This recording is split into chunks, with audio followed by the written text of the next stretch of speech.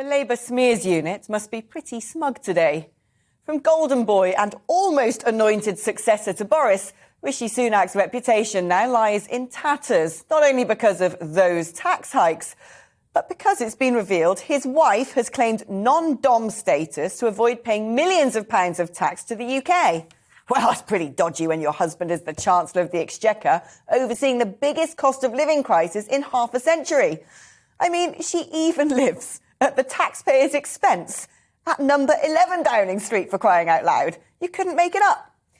It's the latest scandal to paint a picture of an elite in power, doused in privilege and with zero concept of what life is like now for millions plunged into actual poverty, and plays perfectly into the trope of the Tories being hideously out of touch. Well, let's go first to Tom Harwood for the latest on this. I mean, Tom, it's... What can you say about this? No, you're right. You're right. To many, there will be no words. But what's really interesting about this story is it's not the first time it's bubbled up in the press. Over a month ago, this story appeared in Private Eye, the magazine, without anyone paying much notice at all.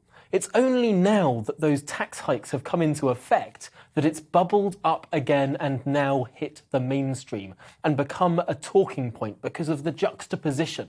And it's not the first story this week that we've seen. Clearly, there is a Get Rishi operation now at play because, of course, earlier this week we saw that he was donating money to his former school, a boarding school. Over £100,000 he has donated. Now, Rishi Sunak says that this is to fund places for disadvantaged children, but still, it's not a good look. And similarly, there's the argument that his wife, an Indian national, on her business dealings abroad, is paying tax abroad for those business dealings. For business dealings in the UK, non-doms still pay tax in the UK. But it's been a controversial practice. Of course, it was an issue at the 2015 general election, and the Conservative Party came under hot water over non-dom status as well. I think we do need to take the context of the issue here, though, which is that non-dom status has existed since the 1700s.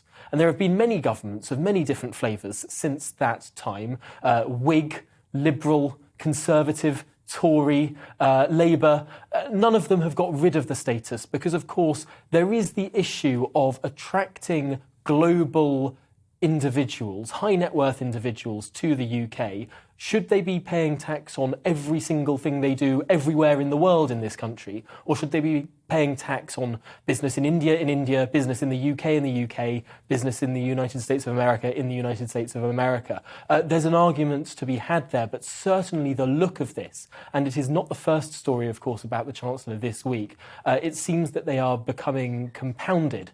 And certainly there seems to be an operation to highlight Rishi Sunak, to change his image, to change it from one in which he was viewed as the People's Chancellor to something very different, to someone who is more out of touch, to someone who less understands the struggles of working people in this country. And of course, this coincided with the Labour Party sending round a briefing note to all journalists in Parliament yesterday, highlighting what they describe are 15 separate tax rises under this Chancellor. Now, some of these tax rises that Labour claim are arguable as to whether they're tax rises or tweaks or changes or threshold freezes or whatever. But ultimately, it is true that this Chancellor has raised taxes across the whole country, the whole tax burden, the highest since the days of Clement Attlee, and that is unavoidable.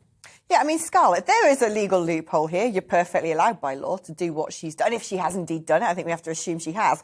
But it really does smack of, or beyond hypocrisy, to say, I'm non-domicile, I don't live here, and she's living in 11 Downing Street. I know. I mean, I would like to say that I'm not sure it's the Labour smear unit so much as the Boris Johnson smear unit. I mean, that's where the real dislike is. Of course, what she's done is completely legal and utterly greedy. I mean, it just shows, you know, I make at least 11 million a year from this thing, and I don't want to pay British taxes on it. But on the other hand, you know, we are going to put up tax rates for the working people. We're going to lower, you know, take off the £20 for the benefits. We're going to do all of that. I mean, it's just ridiculous. And of course, it is completely, it had already been changing. Rishi was on his way down. I mean, he didn't really need this, but it's not helping. I mean, he is no longer a contender. And he is very, very unpopular because people don't trust him anymore. We know there are tax rises because we're paying them. I mean, there's no point in him telling me I'm a tax-cutting Chancellor and I'm going to cut in it in 2 years' time, just before an election. I mean, we're not stupid. We do understand cynicism. But it seems to me that they are the Teflon Tories, aren't they? Because when it comes to these sort of peccadillos and scandals that keep emerging, you had Robert Jenrick and his potentially dodgy dealings with developers, the Patterson scandal for crying out loud, Partygate, and now this. But it does keep playing into the idea of these are people with a lot of privilege who just don't seem to get the real world. And I think I would take issue with your analysis that this is a Teflon government. We've seen the polls be really quite volatile. Of course, a big drop starting at that Owen Paterson scandal, going through into Partygate, a slight recovery after Christmas and then crashing down with that police investigation and Sue Gray's half report. A recovery last week in the polls, however, closing that gap on most major pollsters with Labour to just 1 or 2 points. But in the last few days, that gap seems to have widened again. This is another scandal that clearly will play heavily on the minds of voters, and we can start to see that in the polls. That's not to say that the polls are set forever. A week is a long time in politics, and we've seen these polls bounce up and down and bounce up and down, and we know that this in some ways has been a government that has been deeply unlucky, whether it's a global pandemic or the first big war in Europe for a very long time. But to some extent, this has been a Prime Minister and a Chancellor, perhaps, who have been relatively lucky in terms of the imagery, the way that they can get across a message. Yes, taxes are rising, but of course there has been the biggest pandemic that anyone's seen in a century. Yes, people are feeling the pinch, but of course we know that the energy crisis has been massively exacerbated in all countries across the Western world by the crisis in Ukraine. There are significant issues, of course, that people are facing, but the government has a lot of answers to those issues. Not answers in terms of helping people, but answers in terms of explaining how we got here. But people they really don't believe it. I mean, if you're looking at the focus groups that have been done in the last 2 weeks, the trust has gone. And I know that the top Tories say Partygate's over, we've got to think about Ukraine. Frankly, as far as most people are concerned, Ukraine is over there. And what happened is still one rule for them and another for us. And it hasn't gone away. And once you lose trust, as we all know, building it back is nearly impossible. Yeah, couldn't agree more. Tom, thanks for joining us on this one. Welcome to the GB News YouTube channel. You can watch us live 24 hours a day, catch up on your favourite shows and join in the conversation in the comments below. Don't forget to subscribe and you'll never miss any of our exclusive content.